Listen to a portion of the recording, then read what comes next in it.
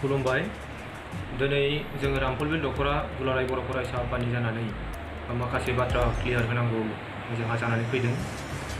दिनै फुंबिलि समाव दतमा ब्लक BPF जे फेसबुक पेज बेवहाय जोङो जोंनि दख'रा आफादनि जेनाखि राइटिं पेड बेखौ आपल'ड जानाय जों नुनो मोन्दों आरो एसे उनावहाय बेखौ सेन्ट्रेल इउथ BPF बे पेजआवबो जोङो आपल'ड जानायखौ नुनो मोन्दों। दा बेवहाय जोङो माखासे बाथ्राफोरखौ क्लियार होनांगोन रायजो राजाफोरनो। जिहेतु बिथांमोना लिरदों दुलाराय बर' फरायसा आफाद एबा जोंनि दख'रा एबसुआ जे माखासे रां दाबिनाय, माखासे मानसिफोरनाव रां बिनाय, जाहाथे बेखौ बिथांमोना एड खालामदों। जोङो दिनै सैथो बाथ्राखौ सिमान जागोन रायजो राजाफोरनो। फरायसा आफाद हिसाबै जोंहा रायजो राजाफोरखौ थगायनायनि बाथ्रा गैया। जे जोङो मनिन बसुमतारी होननाय सासे कन्ट्राक्टर बिथांनो जोङो ससनमाननि गेजेरजों दख'रानि राइटिं पेडआवनो जोङो दख'राखौ सोलिलांनांगौनि थाखाय एबा संगठननि माखासे खामानि मावनायाव जा हेल्पनि गोनांथि जानायाव जोङो बिथांनो गांसे लेटार होदोंमोन, बिथां मनिन बसुमतारी। दा आङो बेखौ सिमान लानानै बुंनो लुबैदों जोंनि साफ्रोमबो रायजो राजाफ्रा आरो जोंनि बर' लाइमोनफ्रा जाहाथे बे लेटारावहाय मा सोदोब बाहायनानै जों लिरनाय जादों जाहाथे बेखौ बयबो फरायो। बेवहाय जोङो सासे मानसिखौ सनमान होनानै सनमाननि गेजेरजों जे जोंनि माखासे संगठनखौ रान खालामनांगौनि थाखाय जोंनो माखासे हेल्पनि गोनांथि जादों, बेखौ जोङो बिथांनो बुंनाय खुगाजोंल' बुङाबालानो जोङो सनमान होनायनि गेजेरजों गांसे लेटारखौ बिथांनो गथायनाय जादोंमोन। नाथाय दिनैहाय बे लेटारखौ लानानै बिथांमोना माखासे पलिटिक्स खालामदों। बियो मोनसे दुखुनांथाव बाथ्रा आरो बेवहाय 30,000नि बाथ्रा फैबाय थादों। जेनाखि लेटारनि गाहायावहाय जे 30,000 मोनसे लिरदेरनाय जोङो बेखौ मोन्दों फरायसा आफाद हिसाबै आरो जाय सोदोबफोरखौ बाहायनानै बेवहाय लिरनाय जादों। दा बेफोरखौ नायोबा लाम साम होननाय जोंनि संगठनखौ सामलायनांगौआवहाय जाहाथे नोंथांनिफ्राय जों एसे लाम साम हेल्प बेखौ होनखांनायनि उनावहाय आरो जोंहा 30,000 गाहायाव लिरबावनांगौनि गोनांथि जादों होननानै जों सानाखै।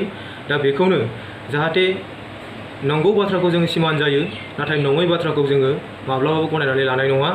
आरो बेखौ दिनैहाय जोङो सान्दों BPFआ राजनिति खालामनो थाखाय गुबुन लामा गैला नामा। जोङो दिनै दुलाराय बर' फरायसा आफाद हिसाबै रायजो राजानाव मदद बिनाय एबा जायहा केपासिटि गोनां बिथांमोनखौ जों एप्रच खालामनानै बिथांमोनखौ जों रिकुवेस्ट खालामनानै रिकुवेशन लेटारनि थ्रुयै जोङो थाइसे थाइनै रां जुदि बिख'नानै जोंनि मावनो गोनां खामानिफोरखौ मावनो थांनायखौनो जुदि BPFआ राजनिति खालामनो गोनां जाबायब्ला आं सानो दिनैनि समावल' दिनैनि एबसुआल' जे जोङो सोरनावबा रां बिनाय, रां मदद लानांनाय बे दिनैनिल' बाथ्रा नङा। सिगां समनिफ्रायनो बेयो सोलिबोदों, नाथाय सिगांफोरनि समाव जोङो बे जिनिसखौ नुनो मोनाखैमोन। बेनिखायनो जोङो दिनै बुंनो लुबैदों जे दिनैनि समाव BPF पार्टिया राजनिति गेलेनो थाखाय गुबुन एजेन्डाफोरा गैला नामा।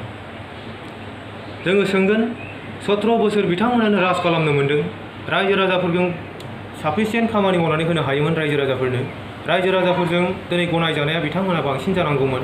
नाथाय जोङो 17 बोसोर सासन खालामखांनायनि उनावहाय नंखाय माखासे जाफेरै जाय नंखाय एलिगेसनखौ होनानै इलेक्सन गेलेनो ओंखारबाय, बेयो जोबोद दुखुनांथाव बाथ्रा।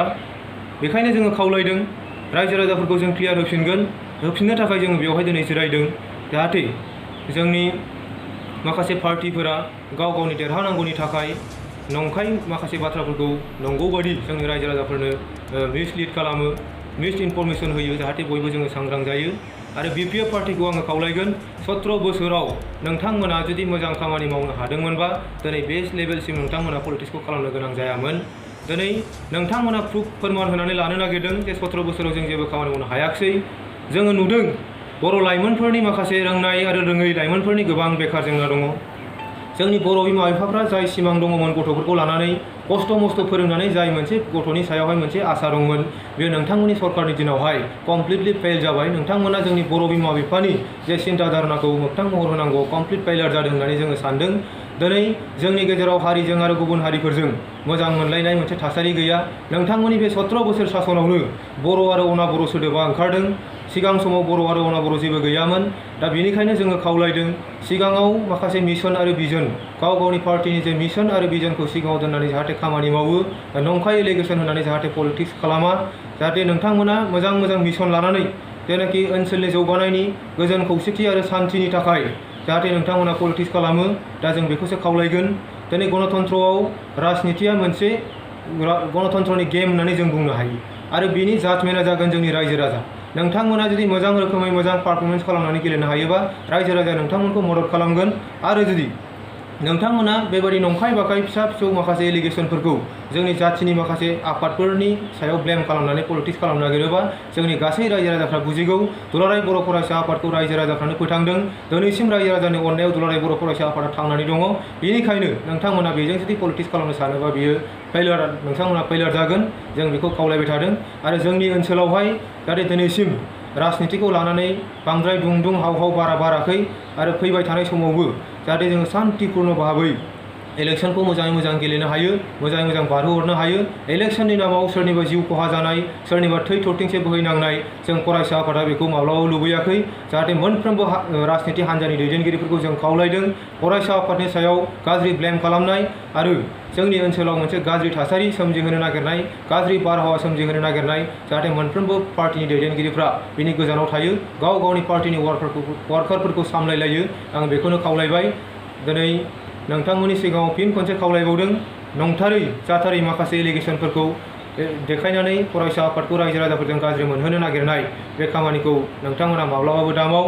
जोङो गनायदों, आङो जावले जावले बुंदों, जोङो गनायदों रायजो राजाफोरखौ जोङो सनमान होनानै जायहा हारियाव केपासिटि दङ फरायसा आफादखौ थुलुंगा होनो हानाय, फरायसा आफादनि खामानि मावनायाव हेफाजाब एबा मदद होनो हानाय बिथांमोनखौ जोङो सनमाननि गेजेरजों खोथाजोंल' नङाबालानो बिथांमोननो जोङो लेटार होनानै बिथांमोननिफ्राय जोङो रिकुइजिसन हिसाबै थाइसे थाइनै फैसा लाबोनायखौ जाहाथे बेबायदि नंखाय एलिगेसन खालामा बेखिनिखौनो बुंनानै दोनथ'नाय जाबाय। गोजोन्थों।